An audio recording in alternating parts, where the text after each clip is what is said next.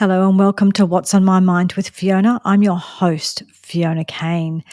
Today I'm talking about a few different issues around women, and in particular today it's in regards to the boxing. So the boxing happened overnight in the Paris Olympics, and it was a boxing match between a woman and, what looked a lot like a man to me. I think I've been reading to see, is this person trans, or what's the situation with this person.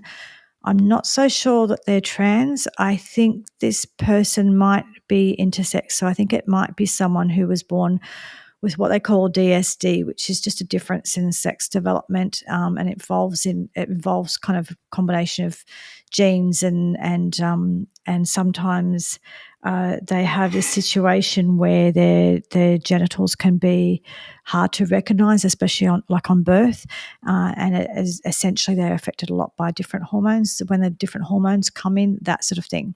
So anyway, I think this person might be DSD as opposed to being trans.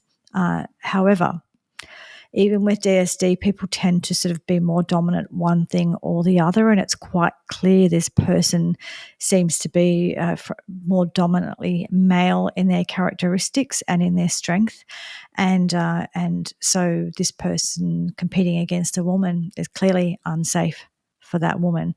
Now, I tend to agree with. I think there's a few women tweeting about this and talking about this and saying the same thing, that it is unfortunate that this person has DSD, but they can choose not to compete against women, and that would be a good thing to do. So just because you can, it doesn't mean you should. Now, just in general, in regards to, yeah, I like it anyway. I watched it. It went for 46 seconds. It was really hard to watch, and when you look back at some of the information that I have here, saying that they previously, I think it was the International Boxing Association who tested this, I believe, man and another person in the same situation who both failed the gender tests, and so they didn't think they were safe to compete with women. However, the IOC did think they were safe, so this boxing association said, you know, they just said, for clarification on why the IOC permits athletes with competitive advantages to compete in their events, we urge interested parties to seek answers directly from the IOC. Yours sincerely, the International Boxing Association.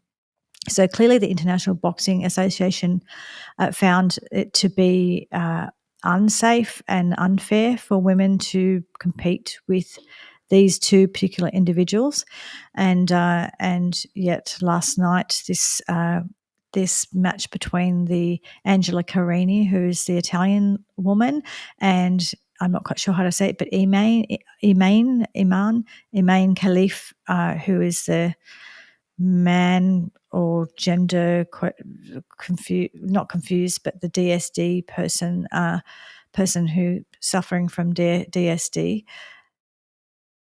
This is the match I'm talking about. Lasted for 46 seconds, and I think it was just really unfair to let the match go ahead, and it was unfair for on both sides. It was unfair for the woman involved because clearly this is physically a man, and it was also unfair for the man because I think he's getting a lot of hate as well, and so it's sort of from both fronts. It's just not was not a good thing to do. Now, in regards to this in general, it is an issue for safety. So, what we do know is that there have been, the last few years, there was the case of Peyton McNabb, and she was during a North Carolina high school volleyball game. She was severely injured by a transgender opponent, and she still suffers from partial paralysis and a host of other medical problems. She's had years of rehab, and I think she's got problems that she will have for life, is my understanding. There was I think there was a field hockey game where a woman lost a whole bunch of her teeth. Again, with a man involved in that, or a man who's defining himself as a woman. And herein lies the problem when we do accept that when we do accept the truth, when we do accept a lie for the truth, this is where the problems occur. Because what we do is we say, to make someone feel better, we say, yes, you're a woman. And look, in this case, right now, I'm not talking specifically about this Algerian boxer because I don't know the full details. I think this person is possibly intersex, but clearly very dominantly male as far as physiological by looking at this boxing match. It's a very unfair boxing match. But just in general, I'm talking about more talking about the trans community. Is what we do is these people want to be named a certain way. They want to change their name on their details on their birth certificate. They want to change their details on their driver's license and passport. They want us to use certain pronouns, and they want all of these things to make them feel better. And look, I understand compassion would make you want to do that. The problem is, though, once we start saying something is true when it's not true, it carries on in other places. So once you start calling he, she, all of a sudden you've get it comes up in lots of different situations. Before you know it, there are men in women's refuges, there are men in women's prisons, there are men in women's wards in the hospital, there are men competing against women in sports, and this is all what's happening. So once you accept an untruth and call it the truth in the name of compassion, it might sound like a nice idea. It might seem as, oh, well, that's compassionate. However, it ultimately ends up not being compassionate, particularly for the women involved. Now, there's an article at fairplayforwomen.com/pronouns, and it's called Pronouns Are a Hypnol. And they say in this article, which I think is very true, that pronouns, they dull your defenses, they change your inhibitions. They're meant to. You've had a lifetime experience of learning to be alert to him and relax to her for good reason. This instinctive response keeps you safe. It's not even a conscious thing. It's your hair standing on end. Your subconscious brain is helping you not get eaten by the saber-toothed tiger that your eyes haven't noticed yet. And what we're doing in this situation is we're actually telling your brain not to believe what it's seeing. So we're basically saying, don't believe your lying eyes, and we're trying to convince people not to believe their lying eyes. And you've got this constant sort of making your brain work hard because you're playing this mental gymnastics about him, her, and defining what a person is in the story. And it gets very confusing, and it's to prepare us to accept more and more untruths, because once you accept one untruth, you just keep accepting more and more. So it's actually just to get us used to that.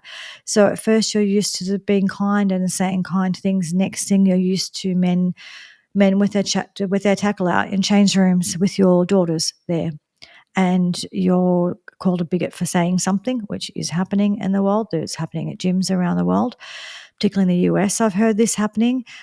So one minute you're being polite and you're being kind, the next minute you miss out on a place in your sport because a man took it. Recently there was a cycling championship of some sort. It was some sort of team cycling thing, and there was the three categories of people on the podium, and there was a man on each of those. So there's three women who missed out on an opportunity to be part of those teams because it was men who were in those teams instead. It's women who are missing out on scholarships for sports, and so they might be missing out on university educations that might be attached to those scholarships. They're missing out on sponsorships and all sorts of opportunities within their sporting field. They work a whole lifetime to be in these sports, and they're missing out on their opportunities. They're missing out on careers. They're missing out on medaling. So they're absolutely missing out on their sport, but also they're losing the ability to have their privacy and dignity in change rooms because these men are in the change rooms with them. And they're also, in some sports like boxing, there's a safety issue as well. So there's so many issues here. It's the issue of missing out. You work your whole life for something and then you miss out on the team or you miss out on the podium. There's a missing out on financially, career-wise, that kind of thing. But there is also, like I said, dignity and privacy, and then there is safety in some of these cases as well. So there's so many levels here where women are missing out, and it's largely in the name of being kind to men who identify as women. And that's just not okay. We need to protect women and women's spaces, that sort of thing. And that might mean sometimes it's unfair and sometimes it's hard for men in certain situations or people who are intersex.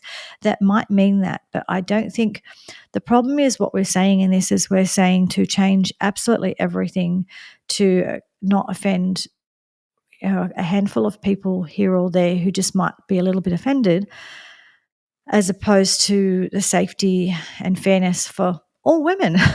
And you can't do that. That's just not okay. Another thing that happened, in the news this week is there was trans activists. They actually shut down a lesbian pride march in Berlin. So last Friday there was a pride march in Berlin, and these trans activists were closing it down. And why do you think the trans activists were closing down this lesbian march? Well, they were closing it down because these women would not, because the women didn't basically want to be with men, right? So once upon a time, and that's what the interesting thing is, the LGBT thing, I don't think they're really a team because the T is cancelling the L and G because these women. Okay, so these women were exposed for not being sexually attracted to males who identify as women. So males, right? So lesbians aren't attracted to blokes. And that makes them evil and bad and terrible. No, it doesn't. It just makes them lesbians, right? So it's interesting because we had a time where we weren't accepting of people who were gay, and now we are accepting of people who are gay, and that's just how it is. And there's women who are only attracted to other women, and there's men who are only attracted to other men, whatever, that is fine.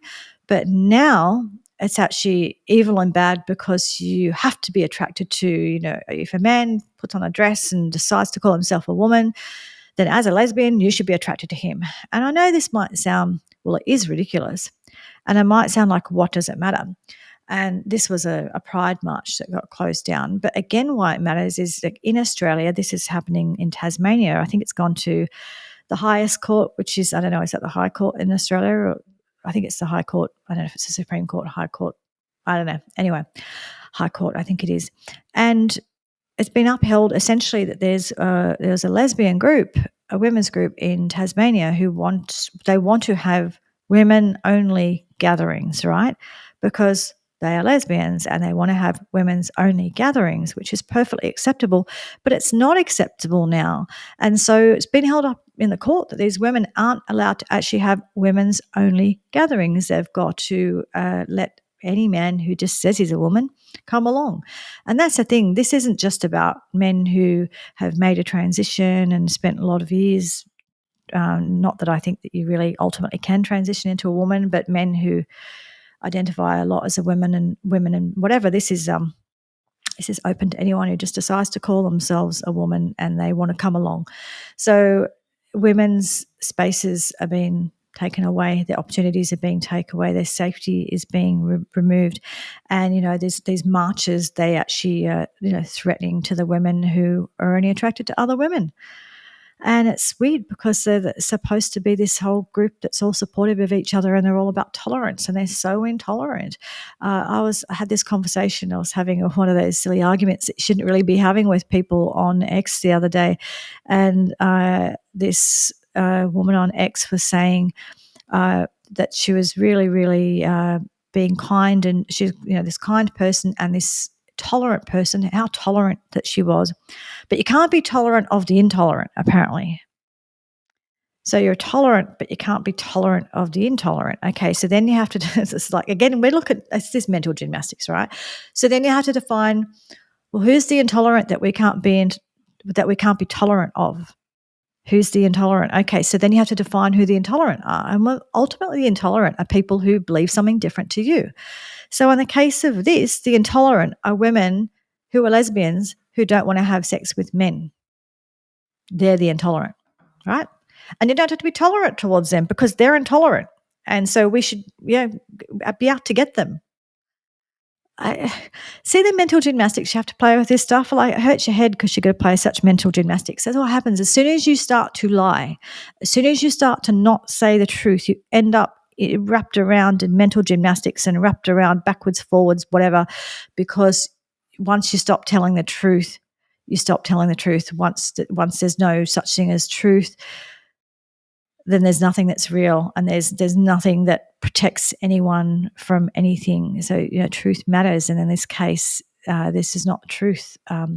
And once we start lying, once we start making up stories, then we lose all. We're lost, right? There's also another one here. Hundreds of Aussies rush. And by the way, anyone who's not in Australia, Aussies, not Aussies, we're Aussies. We call ourselves Aussies as if it's like O-double-Z, but it's A-U-S-S-I-E-S, Aussies. But anyway, this article says hundreds of Aussies rush to change the gender listed on their birth certificate after new laws. So we've got new laws saying now in Australia that you can change your gender on your birth certificate. No, that's just not okay. So now more men have just legally become women in Australia. And the issue is in Australia that I've said it before, that Julia Gillard, our first female Prime Minister, she took away our rights by removing us as a category in the sex, what's it called? The sex discrimination laws. My brain's just not quite doing it right now. So anyway, more men now identifying as women.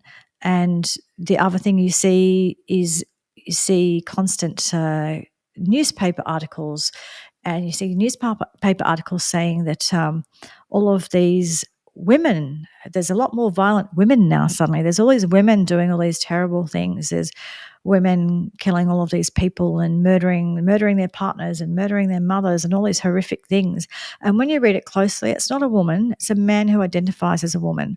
And so what happens now is that also information gets skewed, and now we believe that there's all these women who are violent, and it's not women, it's men.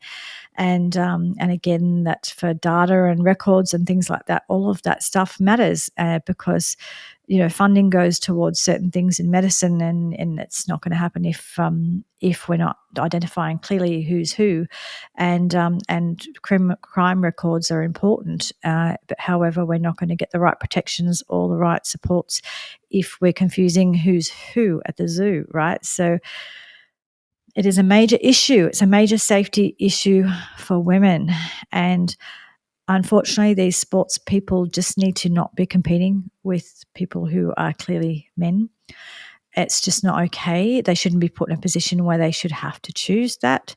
But unfortunately, they should be just saying, yep, I'm not doing that, and just saying, no, I won't. And I understand there's so many levels there's so much pressure on these people. And Riley Gaines talked about it in the for the swimmers teams that she was on, because Riley Gaines had the situation where she was swimming against a male who started calling himself a female, and they tied. So her and this male tied, and they gave the trophy to him because it looked better giving it to a trans person than giving it to a woman. They said, oh, no, we're going to have to give the trophy to him. And the girls in the team who had a problem with having a man in their change room, and honestly, the way they describe it, those costumes that the women wear in the Olympics, it takes them 40 minutes to get into those cozies and get out of them, whatever. This is very intricate and invasive and private stuff. And if you get a man in your change room with all of his bits intact as well, might I say, it's very uncomfortable. And having this man watching you trying to wriggle in and out of swimsuits. But the women were ultimately offered what can only be described as re-education. So if you're uncomfortable with having a man in your change room and competing against a man and losing all of your sports opportunities, you can have re-education to learn why you're a bigot. That's what they're offered, right? So this is just not okay, and we do need to stand up against this. And unfortunately, there's what does happen to the people who stand up against this get death threats. They lose their jobs. They get treated very badly.